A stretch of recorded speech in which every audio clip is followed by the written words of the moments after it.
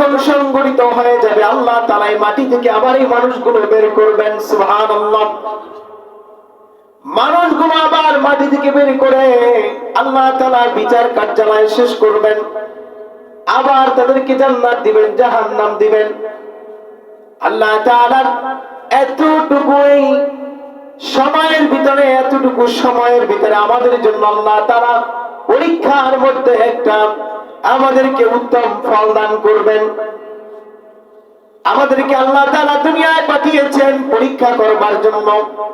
আমরা তার ইবাদত করি কিনা, আমরা তার হুকুম পালন করি কিনা, আমরা তার কথা মতো চলি কিনা, নবীজির সুন্নাতের পথ ধরে চলি কিনা, একমাত্র এই জিনিসগুলো দেখবার জন্য আল্লাহ তাআলা আমাদেরকে দুনিয়ায় পাঠিয়েছেন। বাদশাহ যুলকারনাইন তার সৈন্যদেরকে ডাক দিলেন, ও সৈন্যরা শোনো শোনো, আমি যখন দুনিয়া থেকে বিদায় নিয়ে চলে যাব, তোমরা শুনে রাখো, আমার জানাজাটা পড়ানোর পরে খাটিয়ায় যখন আমাকে রাখা হবে, আমার ডান এবং বাম হাত দুইটা তোমরা কাপড়ের কাপড় থেকে বাহিরে রেখে দিবা। সুবহানাল্লাহ।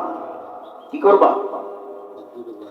আমার দুইটা হাত, এই হাত দুইটা কি করবা তোমরা? কাপড়ের কাপড় থেকে বাইরে রেখে দিবা। সৈন্যরা বলতেছেন, হুজুর টাকার অভাব নাই, ধন সম্পদের অভাব নাই, জায়গা জমির কোনো অভাব নাই, আপনি একজন বাদশাহ। আপনি একজন কি? বাদশাহ।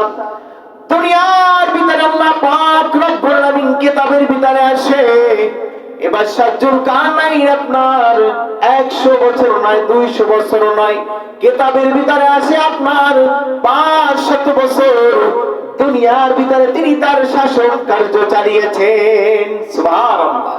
কত বছর? 500 বছর। আর তিনি হুকুম দিয়ে গেছেন কি, আমি যখন মৃত্যুবরণ করব, আমাকে যখন গোসল করানো হবে, তারপর তোমরা আমার কাপড়ের বাহির থেকে আমার ডান বাম হাত দুইটা বের করে রাখবা।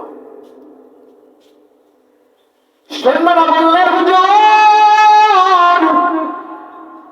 আপনার তো জায়গা জমির সম্পদের কোনো অভাব নাই, টাকা পয়সার অভাব নাই, কাপড়ের কোনো অভাব পড়বে না, তাহলে আপনার ডান বাম হাত কেন বাহিরে রাখতে হবে?